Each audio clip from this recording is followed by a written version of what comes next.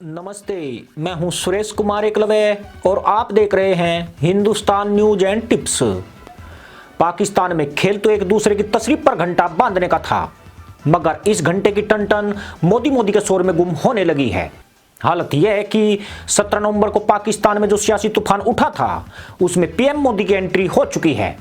इमरान खान न्याजी से लेकर मरियम नवाज तक एक दूसरे को मोदी का दोस्त बताकर तीखे हमले कर रहे हैं।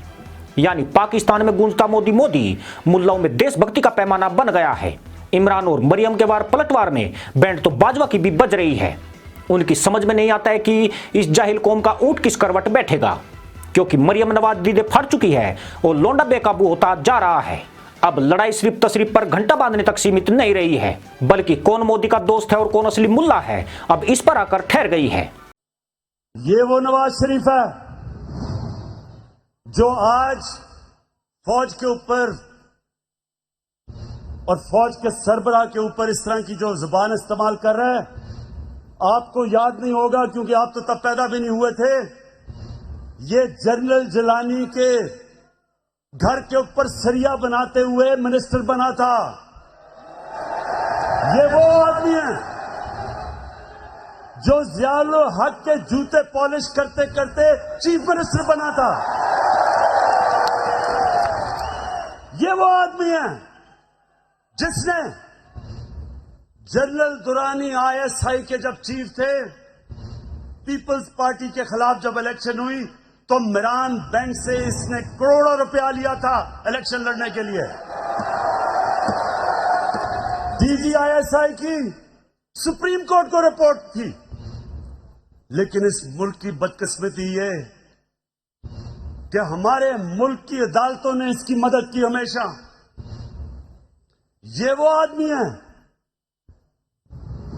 जिसने आसिफ जरदारी को 2 दफा जेल में रखा था। जनरल बाजवा ने नहीं डाला था और उसको कहता था पाकिस्तान का करप्ट तरीन आदमी है वो जरदारी। इमरान खान द्वारा नवाज शरीफ को मोदी का दोस्त कहे जाने के बाद मरियम नवाज ने भी करारा वार किया है। उन्होंने मोदी पर इमरान को घेरकर बता दिया है कि अभी पाकिस्तान में तहमद युग समाप्त नहीं हुआ है। नवाज के दोस्त पीएम मोदी हो या नहीं हो, पर इमरान लोडा भी कुछ कम दोस्त नहीं है, जिन्होंने बड़ी आसानी से मोदी को पूरा कश्मीर सौंप दिया है। और जब जवाब मांगते हो तो कहते हैं ऑपोजिशन मोदी की जुबान बोलता है, नवाज शरीफ मोदी की जुबान बोलता है। मोदी की कामयाबी की दुआएं मांगो तुम, मोदी से बात करने के लिए मरे जाओ तुम, कलभूषण के लिए रातों रात ऑर्डिनेंस पास करो तुम, उसके लिए सरकारी खर्चे से वकील ढूंढो तुम, कश्मीर प्लेट में रख के मोदी को पेश करो तुम, कश्मीर का मुकदमा हार जाओ तुम, भारत को सलामती काउंसिल के लिए वोट दो तुम, और मोदी की जबान हम बोल रहे हैं।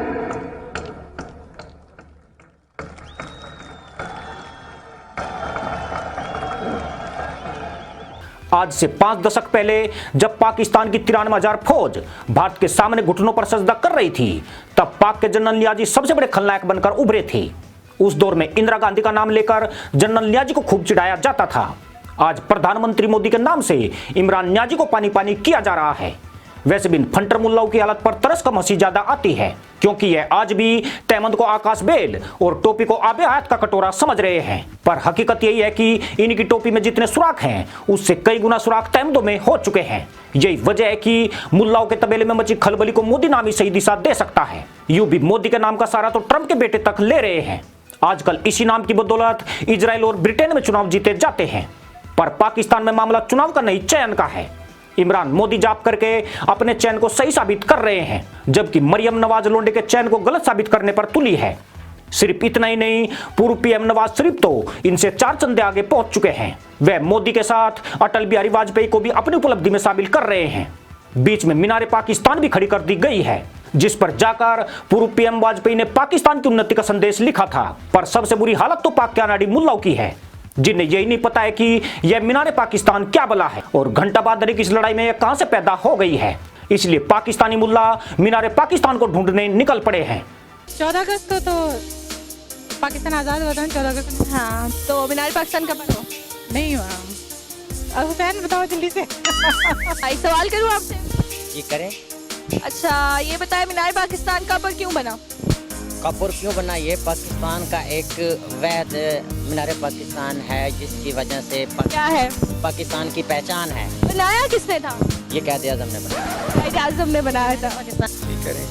ये बताओ कि मीनार पाकिस्तान किसने बनाया? कायदे आज़म। पाकिस्तान कब बना? 1947 को। 1947। जी। नहीं, सोचे जरा। कब बना बच्चा बोलो?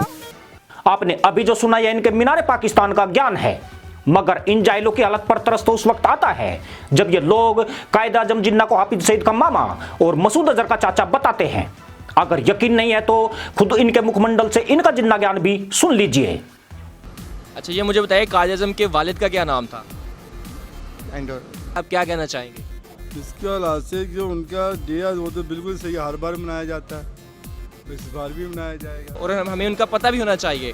तो आप मुझे बता सकते हैं कायद आज़म कौन से खेल बड़े शौक से खेला करते थे? कायदे आज़म, इसका मुझे नहीं सही पता। अच्छा, इस चीज़ का आपको इल्म नहीं है। चलिए ये मुझे बता दें कि कायद आज़म के वालिद का क्या नाम था और आप किस शहर में पैदा हुए? किस शहर में पैदा हुए? कराची में। और आपके वालिद का नाम? वालिद का नाम मुझे बिल्कुल नहीं याद।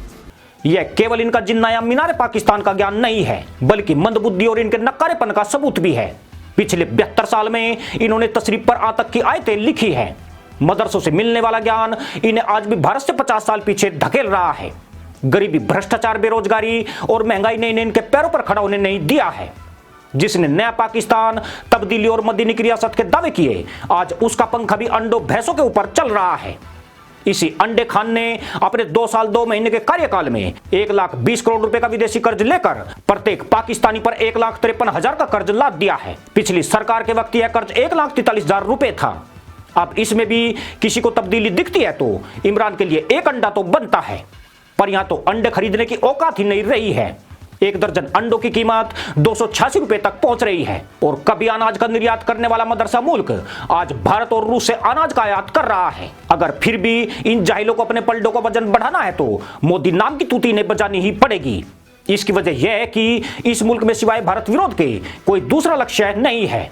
इनकी ऊर्जा जो गरीबी, बेरोजगारी खत्म होने में लगनी थी, वह इन्होंने भारत को अस्थिर करने में जाया कर दी है। आज भारत तो चीन की गर्दन दबोचे एशिया की महाशक्ति के तौर पर स्थापित हो रहा है, पर यह देश मेरा मुल्ला तेरा मुल्ला में उलझा हुआ है। लाहौर, बहावलपुर, कराची और क्वेटा में आतंकियों के हेडक्वार्टर बाकायदा आतंकियों की भर्ती कर रहे हैं। और जिस सेना को देश की रक्षा करनी चाहिए थी, वह पानी के बोतल के प्लांट लगाने में व्यस्त है। यह दुनिया की पहली रैपिस्ट फौज है जो ऑर्डिनेंस फैक्ट्री से ज्यादा कुटीर उद्योग चलाती है। 1958, 1977 और 1999 तक इस देश में 3 बार सैन्य तख्ता पलट किया गया है। यह चौथा वाक्य होगा जब पाक की मुल्ला कौम चौथी बार रिकॉर्ड बनाएगी।